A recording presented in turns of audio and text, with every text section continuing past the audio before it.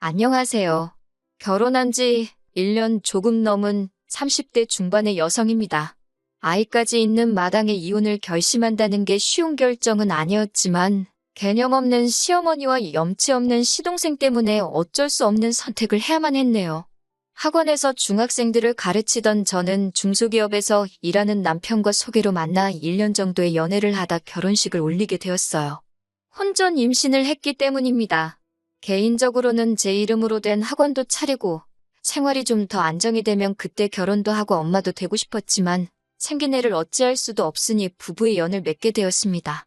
배가 불러오기 전에 웨딩드레스를 입고 싶었기 때문에 결혼 준비는 빠르게 진행되었습니다. 스드메라든가 식장 같은 것들은 쉽게 결정이 되었지만 문제는 신혼집이었습니다. 갑작스러운 저희의 결혼은 양가에 모두 예상하지 못했던 큰 지출이었기 때문이에요. 그래도 친정에서 5천을, 시댁에서는 3천의 혼수를 해주시겠다 하셨습니다. 거기에 그동안 직장 생활을 하면서 각자 모아둔 돈의 대출금까지 합치니 방 2개짜리의 작은 아파트 전세를 들어갈 수 있었기에 어느 정도 구색은 갖출 수 있었습니다.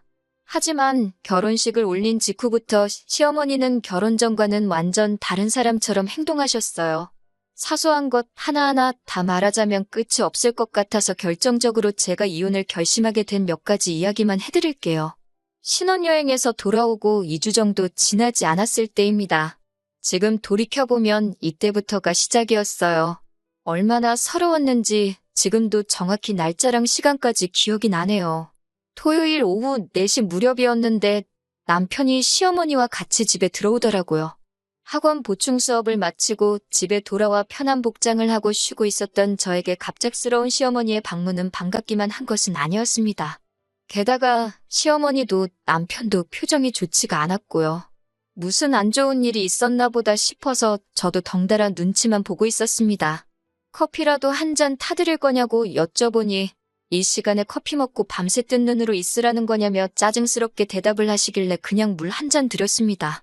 시어머니는 한동안 말없이 계시더니 저더러 며느리 돌이라고 들어본 적 있냐고 물으시더군요. 시어머니께서 며느리 돌이에 대해 이야기하신 건 이때가 처음이 아니었기에 왜 또 그러시나 싶었습니다. 시어머니의 의중을 알 수 없어 가만히 있었더니 당신이 사람을 잘못 봤다며 며느리로선 아주 빵점이라고 그러시는 거예요. 황당하고 어이가 없어서 제가 무슨 실수라도 했냐고 여쭤봤습니다. 남편은 시어머니가 무슨 말씀을 하고 싶어 하는지 아는 눈치였지만 딱히 저를 도와줄 생각은 없어 보이더군요. 시어머니는 다시 저를 노려보시더니 멀쩡하기만 하고만 이렇게 늘어져 있으려고 안 온다고 한 거냐고 사부치셨습니다. 그제서야 시어머니가 왜 언짢으신 건지 짐작이 가더라고요. 신혼여행에서 돌아오자마자 바로 시댁에 들려 인사를 드렸는데 그날은 어버이날 3일 전이었어요. 한 주에 2번이나 찾아뵐 필요는 없는 것 같았고 몸도 너무 피곤했으며 무엇보다 시댁과 저희 신혼집은 차로 3시간이 넘는 거리였기 때문에 저는 남편에게 어버이날엔 찾아뵙지 말자고 했습니다. 남편도 그러자며 시부모님께는 자기가 말씀드린다고 했고요. 이튿날 남편의 전화를 받은 시부모님께선 저에게 따로 연락을 해오셨습니다. 그 다음 주 주말에 오면 되겠다면서요. 하지만 한 주 한 주 시간이 지날수록 몸도 무겁고 멀미도 심해져서 도저히 내려갈 자신이 없었기에 정중하게 어려울 것 같다고 말씀드렸습니다. 이해해 주실 줄 알았는데 이해는커녕 시부모님은 며느리가 감히 시부모의 뜻을 거슬렀다며 분개하고 계셨던 거지요. 시어머니는 저더러 봬도 얼마 나오지도 않았는데 만삭 임산부 흉내라도 내냐면서 화를 내셨습니다. 일할 정신은 있고 시부모 보러 올 정신은 없냐면서 돈밖에 모른다고 하시더군요. 그런 저를 보고 뱃속에 애가 뭘 보고 배우겠냐는 소리도 하셨고요. 말 한마디가 비수가 돼서 가슴에 내리 꽂히는 기분이었습니다. 남편은 그런 시어머니에게 제가 아직 어려서 그렇다며 앞으로 하나씩 잘 가르쳐 주라고 했습니다.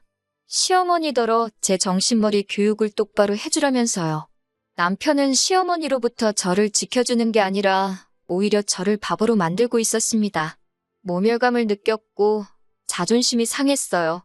도무지 그런 소리를 듣고 가만히 있을 수 없어서 어머님께 만약에 어머님 아들이 돈을 잘 벌어왔으면 제가 일을 쉬었을 거고 그러면 시댁에도 내려갈 수 있었을 거라며 따졌습니다.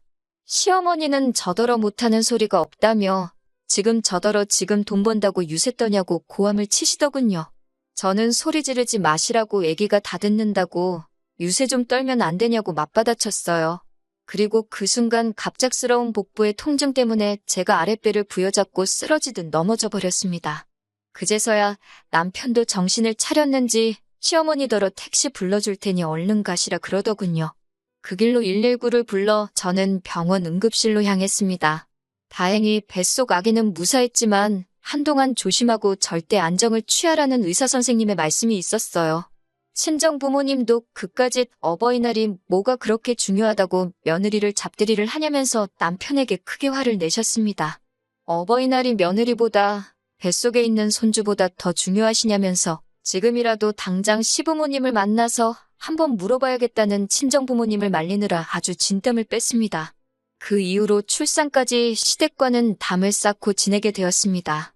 시어머니도 하마터면 손주한테 무슨 일이라도 생길 뻔했다는 소식을 들으시고는 아차 싶으셨는지 그 이후로는 남편을 통해서 조심스럽게 제가 어떻게 지내는지만 물어보시는 눈치였고요.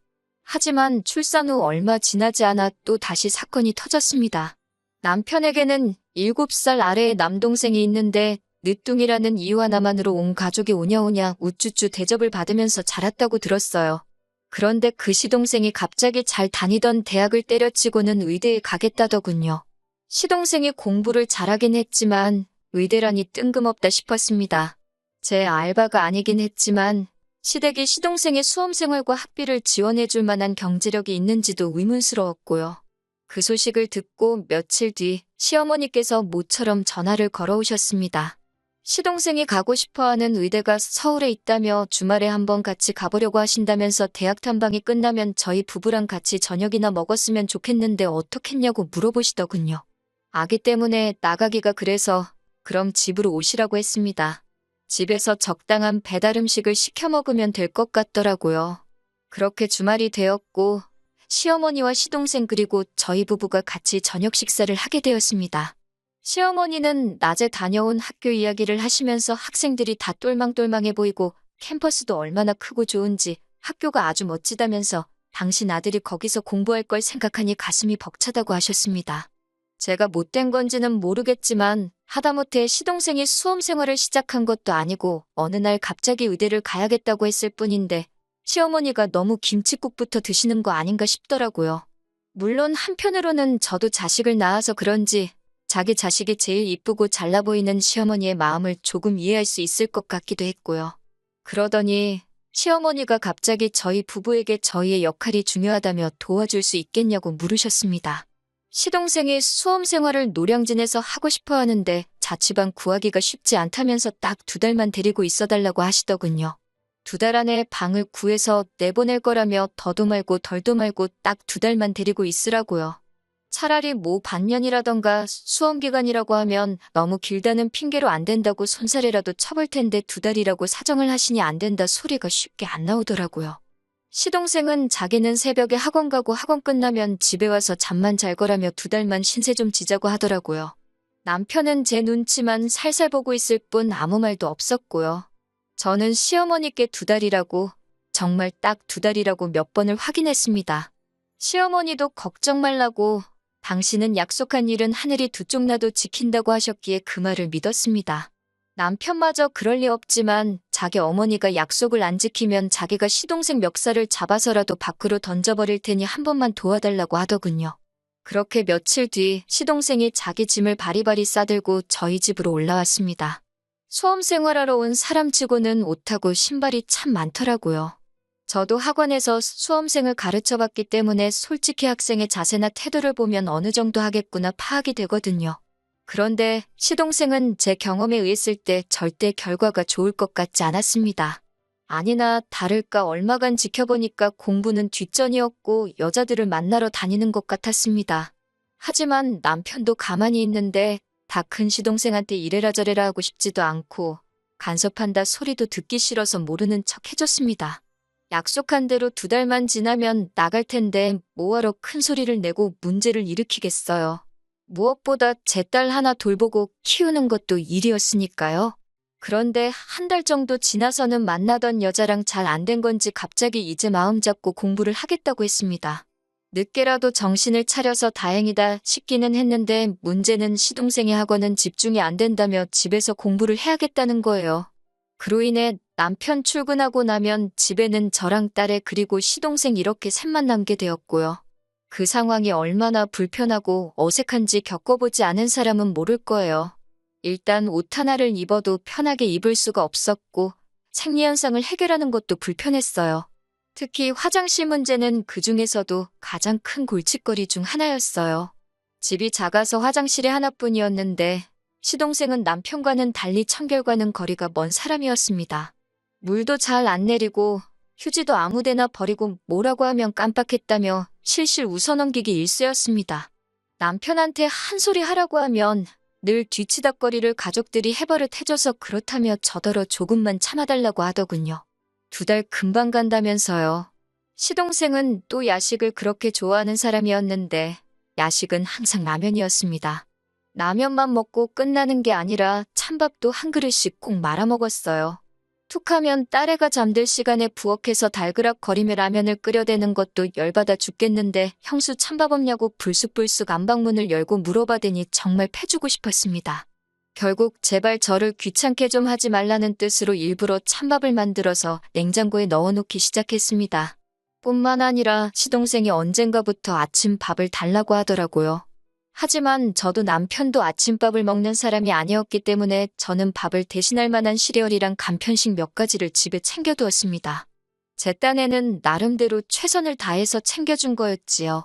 진짜 문제는 2달이 지나도 시동생은 전혀 나갈 생각이 없어 보였다는 거예요.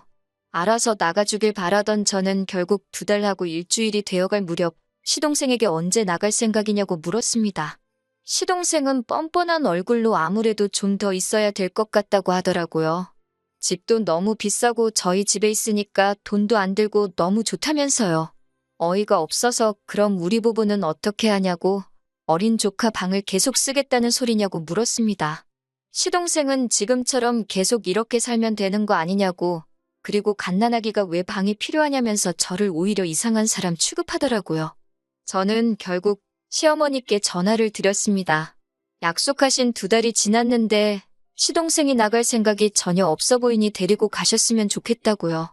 그러자 시어머니는 저더러 전화 한번 잘했다면서 내가 그렇게 잘 부탁한다고 너한테 몇 번을 말했는데 어떻게 우리 늦둥이한테 그럴 수가 있냐면서 악을 쓰시더군요. 무슨 말씀이시냐고 제가 뭘 잘못하기라도 했냐고 그러자 우리 늦둥이 아침밥도 안 주고 뻑하면 찬밥이나 먹이지 않았냐면서 당신이 모를 줄 알았냐고 소리를 치셨습니다. 저도 가만히 듣고만 있을 수는 없었어요. 갓난 아기 있는 집에 다 큰 성인 남성을 무책임하게 맡겨놓으시고는 이제 와서 제가 굶기기라도 했다는 식으로 나오시면 곤란하다고요. 시어머니는 듣기 싫다면서 제가 하도 눈치를 줘서 시동생이 공부에도 집중을 할 수 없었다고 의대 시험에 합격을 못할지도 모르겠다고 그랬다며 당신 아들이 의사가 못 되면 그건 다 제 탓이라고 했습니다. 다시는 저랑 안 보고 사실 거라고요. 그날 밤 낮에 시어머니와의 전화를 곱씹으면서 도대체 어떻게 하는 게 좋을지 고민을 거듭했습니다. 저도 시어머니랑은 안 보고 사는 게 더 편하니까 그건 고민거리도 아니었어요. 하지만 저 때문에 시동생이 의대를 못 갔다는 희대의 개소리는 듣고 싶지 않았어요. 결국 고민 끝에 남편에게 털어놓았습니다. 남편의 반응을 보고 시어머니와 인연만 끊을지 아예 이혼을 할지 정할 심산이었어요. 남편이 제 편에서 말해주기를 간절히 바랬습니다. 이혼만큼은 솔직히 하고 싶지 않았으니까요. 그런데 남편은 제 마음도 모르고 시동생이 그렇게 잘못된 길로 가면 형수로서 한마디 하지 그랬냐고 제 탓을 하더군요. 제 친동생이어도 그렇게 내버려 뒀겠냐면서 서운하다고 했습니다. 밥도 진수성찬을 차려달라는 것도 아니고 따뜻한 밥에 따뜻한 국 한 그릇이면 뚝딱 먹을 앤데 그걸 찬 우유에 시리얼만 주고 그랬으니 애가 얼마나 서러웠겠냐고요. 저도 정말 화가 나서 남편에게 내가 집에서 놀았냐고 따졌습니다. 어디서 거지보다도 더러운 인간을 집안에 밀어넣어 놓고는 그 수발 안 들어줬다고 내 탓을 하냐고요. 저는 이제 더 이상 이야기할 가치도 없다고 갈라서자고 했습니다. 그러자 남편은 그럼 애는 어쩔 거냐고 애는 못 준다고 그러더군요. 애를 인질로 저를 잡을 셈이었던 것 같은데 전 솔직히 애를 줘도 상관없다고 생각했어요. 요즘 같은 세상에 딸하고 제가 지금 헤어진다고 영원히 못 만날 것도 아니다 싶었습니다. 남편은 자기 예상과 달리 제가 세게 나가니까 매우 당황한 눈치였어요. 갑자기 당당하던 기세가 한풀 꺾여서는 아무래도 막둥이라서 똥오줌 분간을 못해서 그러니까 저더러 좀만 참으랍니다. 의대 못 간다고 설마 누가 정말 제 탓을 하겠냐면서요. 하지만 남편의 속마음을 이미 알아버린 상황에서 제 마음은 차게 식어버렸습니다. 결국 아이는 제가 키우고 양육비 대신 지금 사는 전셋집 보증금을 전부 제가 갖는 조건으로 이혼을 하게 되었습니다. 남편도 그제서야 시어머니와 시동생 때문에 자기가 이혼남이 된 거라며 그 둘에게 울분을 토했던 것 같더라고요. 하지만 이제 더 이상 제 알바가 아니었지요. 남편이 아무리 울며불며 사정해도 그 집구석으로 두 번 다시 제 발로 직접 들어갈 생각이 없으니까요. 이제라도 제 인생을 찾았으니 제 인생에 충실하게 살아야겠습니다. 짧은 시간이었지만 아마 제가 평생을 희생했어도 그 집에서는 사람 대접이 아니라 식모 대접도 겨우 받았을 거라는 생각이 들어요. 인생의 큰 결정을 내린 만큼 후회가 없도록 우리 아이와 함께 행복한 미래를 위해서 노력해야겠어요.